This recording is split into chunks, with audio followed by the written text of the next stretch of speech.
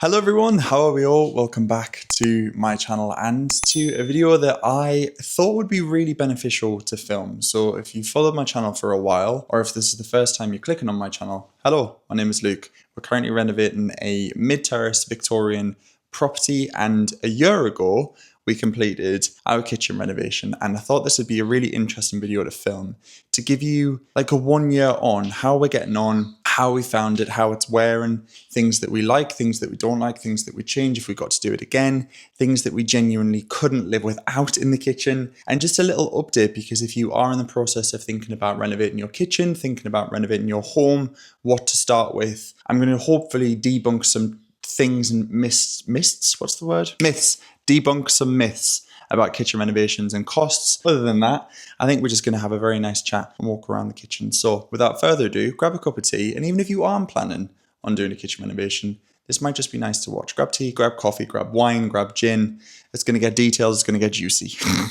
Let's go. Before we get into today's kitchen tour, I want to say a massive thank you to HelloFresh, who are very kindly sponsoring this video. I've spoke about HelloFresh so much over the years, and genuinely when we were doing our kitchen renovation, they saved the day. We didn't have time to do food shops. We did not have time to think about meals. We just needed something very easy and delicious, nutritious, because we didn't have any appliances. And HelloFresh really did save the day. So if you've not heard of HelloFresh, I'm pretty sure everyone has now. They are a fantastic meal kit service that you can get delivered to your door. You can choose your recipes if you want them to be quick, if you want them to be vegetarian, if you want them to focus on protein, if you want them to be family style, and the recipes are absolutely delicious. So this week we've gone for 3 meals. So we've gone for a pesto chicken tray bake and garlic rice. We also have a black bean chipotle enchilada with smashed avocado, sticky wedges and zesty salad. And finally, I'm so excited about this one. This is Greek inspired 21-day aged rum steak salad with sweet potato fries and Greek style cheese. Now, honestly, the recipes are so quick and easy to make, and they taste delicious, really nutritious. And I have a discount code that you guys can use, which is HFLuke, which gets you 50% off your first HelloFresh box and a further 20% off for the following month, and free desserts for life. So there's going to be a link in the description box if you are a new customer to HelloFresh, or you want to try them out and see how you get on. It's going to be a really nice opportunity for you to do so with the link in the description box. And honestly, I am loving it. Okay, so today we're going for the pesto chicken tray bake with garlic rice. This has literally took about half an hour to make, and it's all in one tray, so it's perfect, especially when it's hot and you really can't be bothered to cook. So we've got some beautiful roasted peppers and cherry tomatoes with some pesto. We've got some roasted chicken with some honey on there, and then got some garlic rice. So I'm going to cut this up and serve it up. Dead easy. And there we are, dinner is served. So easy, so delicious. I'm going to go in for a taste test. The rice smells so good. It's cooked in garlic and butter. That's lovely. That's really good. So I'm going to leave some clips and some videos on screen with some photos of what the kitchen looked like, if you remember what it looked like, and currently what the kitchen is like now. So I feel like you'll really get a nice idea of what the kitchen was like when we first moved in. Now, the house was a rental property. I think it was a rental for quite a while, to be honest. I think the owners bought in 2016 and we became the owners in 2023. So it was a rental unit for quite a while. The kitchen was, I think it was a Howden's kitchen, was that right? It was a Howden's kitchen, and look, it was well used. There was nothing wrong with it, but it was just really not serving the purpose, and things were starting to break. The oven was starting to go. So we decided, because it's the hardest working room in our house and it's the room we genuinely spend the most amount of time in, it would make sense to renovate the kitchen and complete the downstairs. So we sketched up some plans of what we wanted to do. Now, if you come towards the back of the kitchen, I'm going to be giving you a full tour in a second, but if you come towards the back of the kitchen, this is kind of like where the main change happened, because I'll put a photo on screen. It was a horseshoe style kitchen and it just felt really cramped in the back. It wasn't utilizing the space properly. There was no floor out into the garden, which is what we really wanted. And I'm not going to lie, when we first viewed this property, we thought we were going to fully extend. So we thought we were going to completely knock out this entire wall, put an RSJ here, so like a huge steel beam, and essentially support the back of the house up, fully extend out, do a whole glass side return and beautiful glass doors, French patio doors, bifold doors, crittle doors, some kind of door at the back. Now, that's going to come into my first point. When you are renovating a kitchen, look at your budget and definitely consider if you need to extend. I think it's generally like a knee-jerk reaction that most people extend their homes because you think extending adds square footage, it adds value. which is usually the case. However, with extending comes incredible costs. If you're lucky, you won't need to apply for planning permission, depending on how big you're extending. But when you're in London, because we're in a mid-terrace, we actually share the Thames Water sewage pipe for the property to the left and to the right of us. So we would have had to get approval from Thames Water to move our drainage. Then we need to think about completely reworking our pipes, foundations. It adds up. And by adding up, we're talking thousands and thousands of pounds more. And it would have stretched us really to our maximum. Of course, you can apply for things like loans. However, I do think when it comes to this house, we knew the ceiling value of our property and we knew that by injecting that much money into it, we weren't going to see a return on it. So instead, what we decided on doing is keep the kitchen layout exactly, well, the foundations essentially, the floor plan the same, but completely refigure inside. And in doing so, we've created so much more surface space, so much more usable space that we can host and also cook. We've had like parties in this kitchen and it's been full and it hasn't felt cramped. Yeah, people have got to move slightly, but aside from that, it's pretty good. So I would say my first tip is look at what you're working with, look at your foundations, look at what you can use space-wise and maximize everything. Let's go back to the front door. Well, the door into the kitchen, shall we? And we'll start from there. Okay, so when you first come into the kitchen, this used to be a completely redundant space. We had a radiator here. We used to have like a freestanding tall unit that was kind of like a pantry as such. And that was it. That was literally all we had. It was pretty much like a dumping ground. We used to keep the Hoover here. It was just a bit of an afterthought. So this was the biggest, the biggest headache in the entire design process because we had a bulkhead here. Now, one tip I would say when you are renovating a kitchen is measure, measure, measure, measure again, measure for a third time. Take as many measurements as you can when you're taking it to your kitchen provider. Now, the kitchen provider we used were Magnet. However, I just want to be honest and say that Magnet weren't amazing with us. The designer that we had, as lovely as she was, I think there was just some communication issues between what we were delivering and what we were being informed by our builder, and what actually came to arrive on the day was a kitchen that didn't fit our space. Even though we measured, remeasured, she came and did a site visit herself, which is a shame because it led to financial implications that we ended up having to cover, i.e. units that arrived that were unusable, kitchen appliances that should have really fit in the spaces that we designed them to and ended up having to go elsewhere.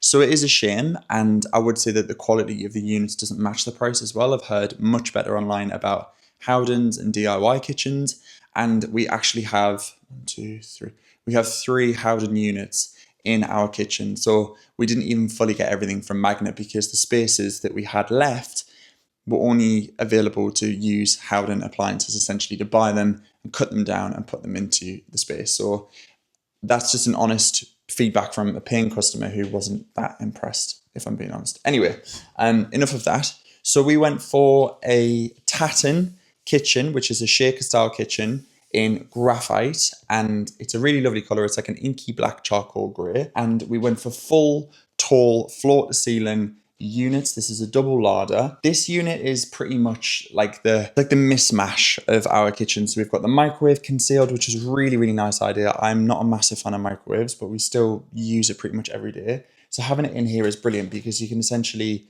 keep it closed. When you're using it, you keep it open, leave it to cool down, close the door, and you're done, which is brilliant. So yeah, in here we've got things like my baking equipment, cake tins, medicine, food processors, obviously the microwave, Tupperware, more food appliances, big cast iron cooking things, Tupperware, just things that we don't need every day, but stuff that is like very good for storage. I would say the taller and deeper your units are, the better. You can get pull-outs, but I think it just makes it faffy. However, this is the biggest and most full cupboard in our kitchen. Now, I haven't tidied this before. This is very much just as it is.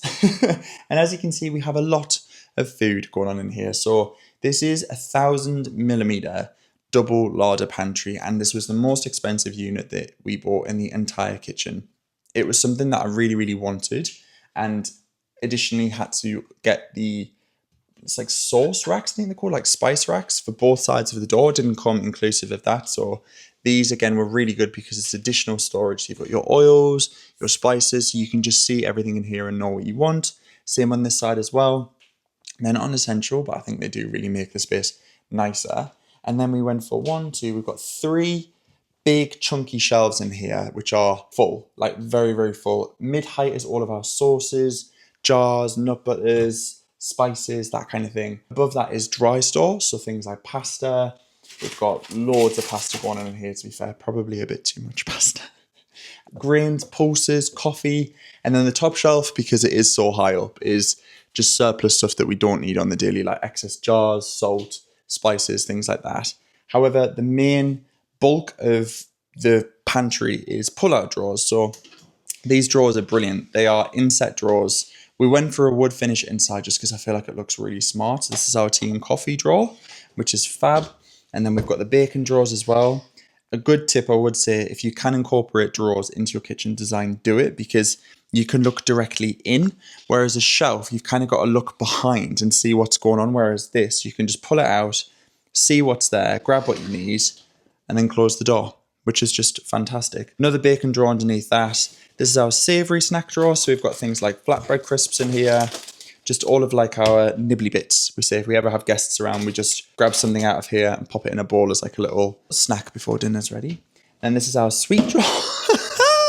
This is our sweet drawer, which is, I've never seen it so full in my life. Me and Zara aren't massive sweet eaters. Like we have a couple of bits every now and then, but we really don't eat as much as what's in there. So I think it's about time we go through that and divvy that up between friends and family. And then this is just surplus bits and bobs. These little jars are brilliant. They're OXO airtight jars and they're so good. That is my number one hack. Get them because you can stack them and they're clear so you can see inside. Enough of the pantry. I could literally talk about that for hours. So then it was moving on to the second headache of our kitchen. And I'm not going to lie, this was difficult. It was difficult because this was a chimney breast that was not exposed. The only thing that was exposed was a set of shelves here that the previous owners had dug out, and that was it. When the builders knocked into the chimney breast, they had to put a steel in here and support it with 3 posts to keep the chimney stack up. When they dug past the chimney breast, they found a boarded up, what looked like a door. And we're still not convinced if it was a door. We didn't check. We didn't want to open another can of worms, so we just left it as it was. I remember when I uploaded the videos on YouTube and I accidentally did the wrong thumbnail for the video that went live, and everyone thought I was doing like a clickbait title about talking about revealing the cellar in our house. Some people still think we do have a cellar in the house. I'm not entirely convinced, but apparently some houses on the street do have them, so maybe we did. We didn't dig past because we just didn't have the finances to do it. But what we did do is completely dig out this entire, I say we, the builders did that, dug out this entire space to house this, which is our Smeg range cooker. This is a 900mm Smeg oven. We went for dual fuel. We didn't have a gas supply in the kitchen, and it was something that I really wanted, to have a gas cooker and an electric oven. Now, this was secondhand from Appliances Direct, and honestly, I would really, really recommend them. They have been brilliant. Because it was secondhand, it was a fraction of the cost of what it would be new. I think it was nearly half price. You can also bid on appliances. So if you see appliance listed on there and you want to offer them something, they might accept it, they might decline it. I ended up offering about 60 or 70 pounds less than what this was listed for, and they accepted it. Delivery was included, and it arrived. It didn't have the original packaging, but it was really well packaged. There was a couple of dents on the side, but by the time you slotted into position, you didn't see it. And we had an issue with the side oven. To be honest, we rarely use this, and they talked us through it really easily, didn't they? They were just like, this is... Oh yeah, of course they did. Yeah, they sent an appliance engineer out because it was covered under warranty, and it was like an issue with a cable at the back, wasn't it? And it was fixed. So we have the side oven. Now, one regret I would say, and it's something that I think I thought I knew better. A lot of people said, are you sure you want to go for gas? Because it's really difficult to clean on top. You need to pull the grates out. Food kind of drops down. I love cooking on gas. I think gas is a really nice, intuitive fuel to cook on. However, if this was induction, it would be so much easier to clean because we cook so much. This gets grubby really, really quickly. It's not really the end of the world. And in honesty, it wasn't really a deal breaker. If we did get an induction oven, we would have had to do some work on the electric board. So we ended up just doing gas and leaving it at that. It's not a deal breaker. I love the oven. I think it's fab. Maybe next time we do a kitchen renovation, I'd probably go for induction just because it's a bit easier.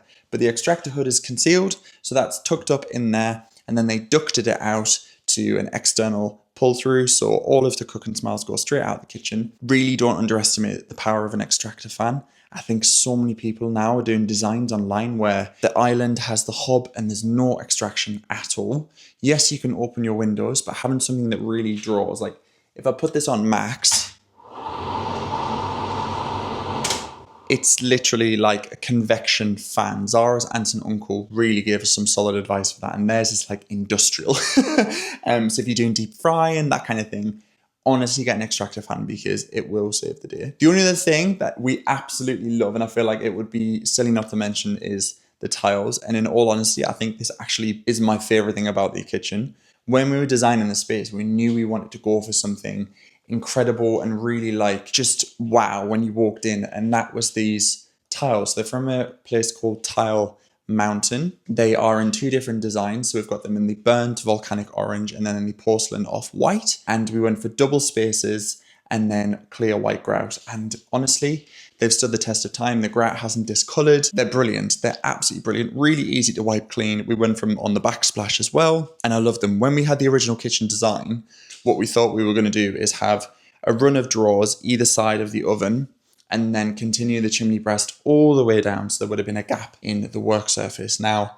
we decided against that, and in doing so meant that we have half space cupboards here. And again, this is one of my favorite things of the kitchen. Ideally, there'd probably be another shelf in here, but Howden's only came with one, and that's fine, it works for us. But just having that cupboard there, it did mean the fabricators who did the stone worktops had a bit more of a difficult job to do. And it did increase the cost of the stonework because they needed a little bit more. But this actually didn't change in terms of cost. It wasn't this run that bumped it up. It was the run on the other side of the kitchen, which you will see, and I'll explain what happened.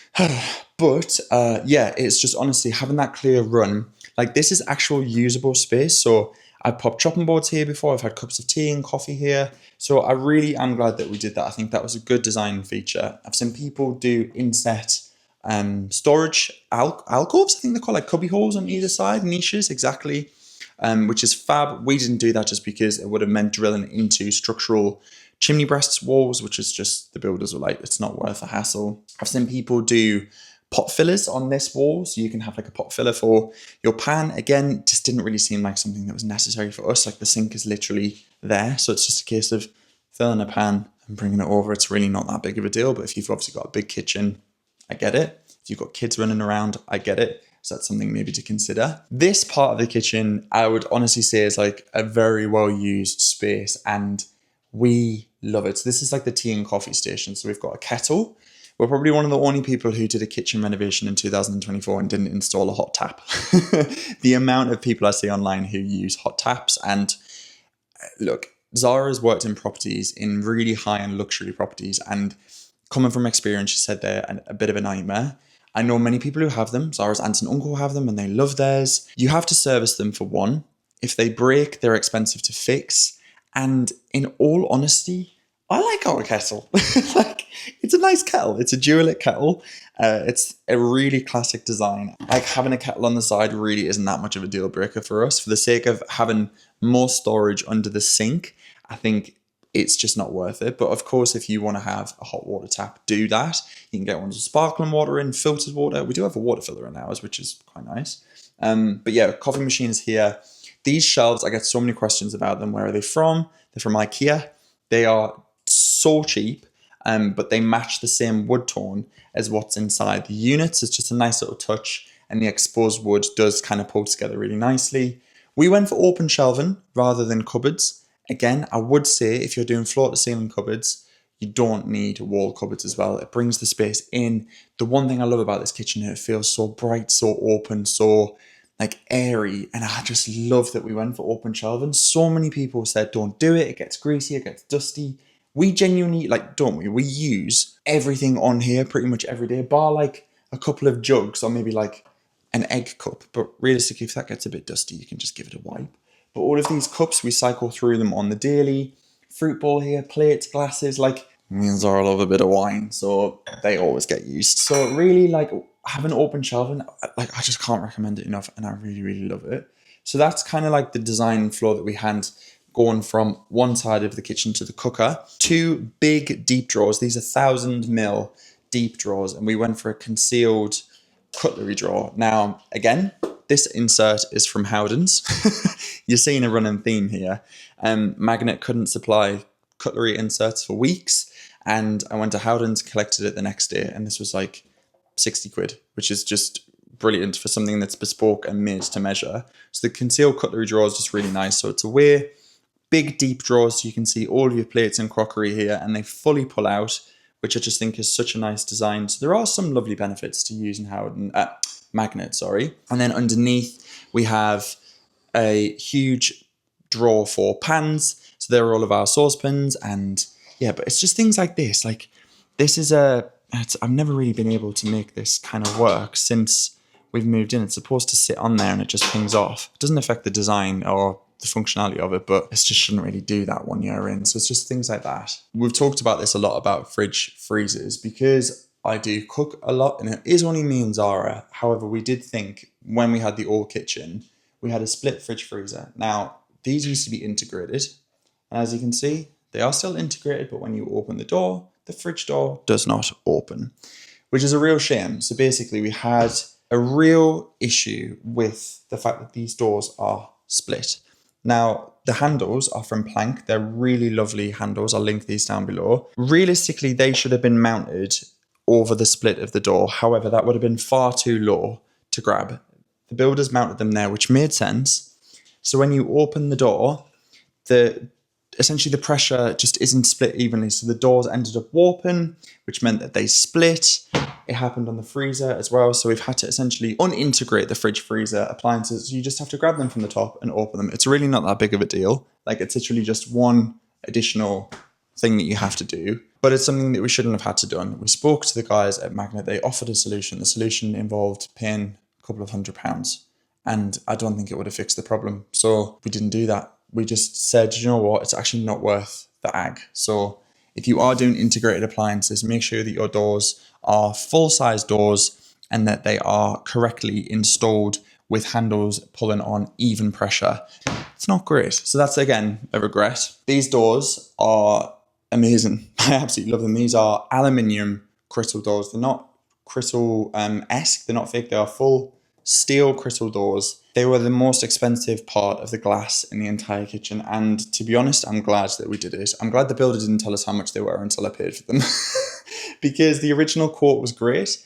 I think they added an extra nearly £1,000 on the quote, which was kind of crazy, but so worth it. So they open both. So we usually just use this one when we're walking in and out of the kitchen. But obviously this door does open too. So you can fully, just with one simple click, he says, oh, there we go.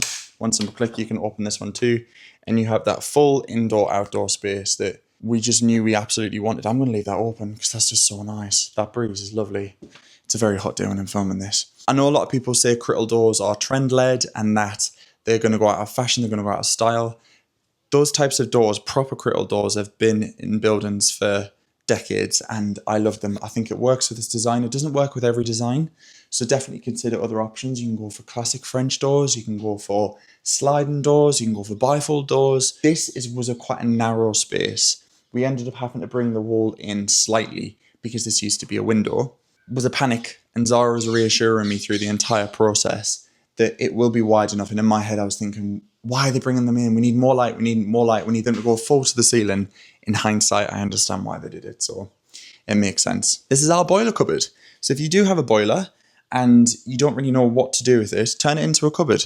Why not? This is full of chopping boards, kitchen mixers, slow cookers, our air fryer, essentially everything that we don't want out, we put in there. And again, it's a brilliant use of space. All of the main switches for the kitchen are in here too. So everything is fully combined and just tucked away. So you just close the door and you don't have to worry about it. It's brilliant. Now, coming on to this run was where the mismeasure happened. And when I say mismeasure, we're not talking about, like 50 centimeters. It was nearly a meter of extra space that we had that wasn't on the original design, which meant it was just a bit of a nightmare. I'm not going to lie, when the builders arrived on site and they looked at what we had and the units what we had, it wasn't adding up. And essentially what we designed was a combined washer dryer because that's all we thought we had room for.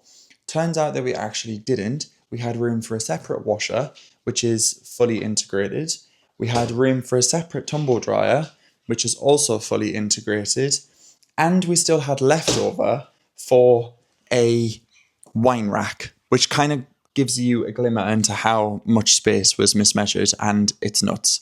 So the wine rack we didn't want.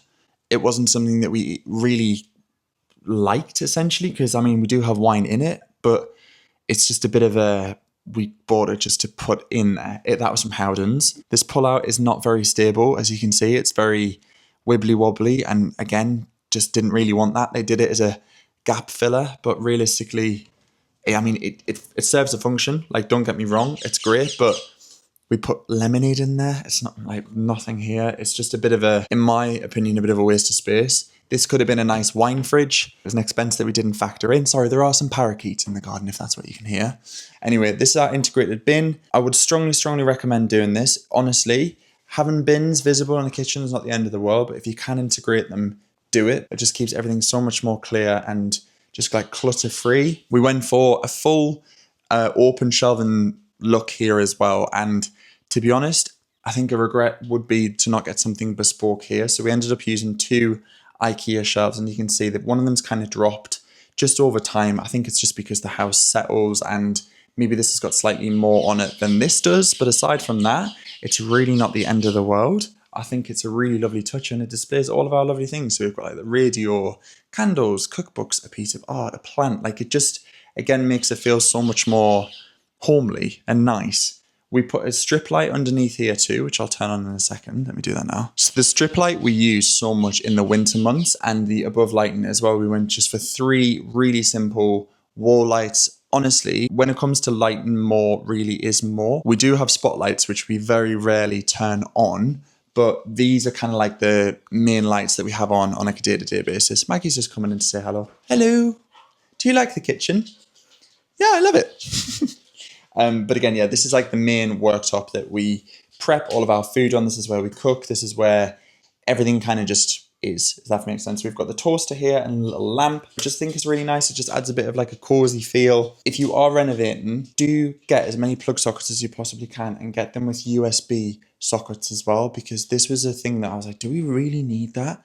Honestly, yes, do it, because you effectively then got 2 plug sockets, and then you can charge mobile phones, cameras, speakers, anything. So we got 3 on this wall. I mean, we really should have done a USB one there, but we have one on the other side. To be honest, I actually might see when we have our electrician here for the bathroom, if we can swap those over, because realistically, we don't need a USB socket there. It would be really nice if we could move it over. That would be very beneficial. So I'm going to remember to ask that. Plug sockets are definitely something that you should consider in your space. More is definitely better. The countertops were from a supplier that was recommended from our builder called Kent Stone Fabricators, and they were brilliant. This is a really beautiful natural stone, and it's a Calcutta quartz. Quartz is recommended because marble is very expensive and not very forgiving, in a sense that if you spill red wine, if you put anything acidic on marble, it really can stain, and it can be an absolute nightmare to get out. Whereas quartz is a lot more durable, it's a lot more heat resistant, and it's generally a lot cheaper. So we went for quartz. We went for an inset sink, which they routed out. The tap is also from Plank Hardware, and they grooved out some drainage for the drying racks, so things that we have to hand wash, we pop here. I would say a massive regret is not getting a bigger sink. This sink is fine, but in the design, we were umming and ahhing about whether we do a butler sink. We thought a butler sink would have been a bit too traditional. In hindsight, I think for practicality reasons, a butler sink is just better. You can fit pans in there. A frying pan can fit in here, but you kind of have to angle it a certain way, same as bacon trays. It's not really the end of the world. I just think in hindsight, we either would have gone for a bigger inset sink or a butler sink. That would have been lovely. Again, this is just a regular tap. I think it's lovely that we have a filter in here, a water filter. However, I think if I was to renovate again, I would have a nozzle. So something you can actually pull out and spray. You can get the ones that actually have a pull out here, but I just don't think they're very practical in terms of like longevity. I've heard they break. Some people love them, some people don't. But one with a little spray hose would have been really good. We have the double storage underneath, which is what we use for all of our cleaning products. As you can see, we have a lot. And then this end is a dishwasher. So it's literally just an integrated dishwasher, and that's it. We put it obviously next to the sink because when you're doing your dishes, You pop them in there and you're done. The only other real thing that changed in the kitchen is this light well, and this was kind of what started the kitchen off, to be honest. And I'm not going to lie, we do have a couple of regrets with it, nothing major. When it came to the installation of the glass, it was towards the end of the project, and it was supposed to be the most exciting day, but it was the most nerve-wracking day because we did have issues with the glass supplier for these windows. They didn't fit. They ended up fitting in the end, but it was very, very tense. The glass we love, and I think it's brilliant. However, the flashing that they used is the same flashing from the previous roof. So we've kind of not had that seamless effect that we would have loved. You can see where the flashing's been installed. So it's a bit of a shame, but in hindsight, I think it was definitely coming down to budget. The builders were very generous with their spending and they kind of saved where they could. But for something like that, whole new flashing would have been additional costs. And to be honest, at that point, we were pinching every penny. So I'm really glad we did it. It's thermal glass, which means it repels direct temperatures. It does get really hot in here, but direct UV rays do get repelled back. It was a worry that when we were designing this, we were thinking, is it going to be like a greenhouse in here? To be honest, it's south facing. It's always going to be hot. In the winter though, it's lovely and toasty because we've got 3 triple column radiator here. So really, really nice. And this is where Maggie sits and chills. You sleep here, don't you? Well, she usually does when it's winter. Obviously, we designed the kitchen to have the dining table still in the kitchen. I love a kitchen diner. I think when you have guests, it's really nice to be able to see them when you're cooking. Ideally, we would have an island, but the design just didn't allow it with the dimensions. So we popped the dining table in. This was the same dining table from the previous kitchen. It's the dining table we bought when we first moved into the house 2 years ago now. And it's great. It's a nice oval shape. And I love it. I feel like I have no regrets with keeping it as a kitchen diner. We could have reconfigured the space so much more, but I actually think the way we've designed it, this is lovely. It's a really nice communal space. So that's it. That's what we're working with at the minute. I do think 1 year on, it's still absolutely brilliant. There's only a few things and a few niggles that we have that I actually think really aren't worth changing. Okay, so that was a very long and rambly kitchen tour. I really hope you've enjoyed it, and I hope it was beneficial as well, because I want to make these videos useful and as like a tool that you can save and look back to and reference. If there's something that I haven't mentioned that you want to know where something's from, like the floor, for instance, I'll link that down below. Wall colors, I'll link those down below as well. Doors, handles, everything like that, I will link. But other than that, I really hope you've found it useful. And it's been nice 1 year on. I can't believe a year has gone by already. It's nice 1 year on that we're still in love with the space as if it had just finished, which is just marvelous. So thank you so much for watching. Don't forget that I have my HelloFresh discount code in the description box, which is HFLuke, which will get you 50% off your first box and 20% off for the month after, and free desserts for life. Don't forget about that because it's an absolute corker of a deal. But other than that, I'm going to wrap up this video and maybe make myself a cup of coffee. But yeah, thank you so much for watching. Lots of love to you all, and I'll catch you all very soon in a future video. Bye for now.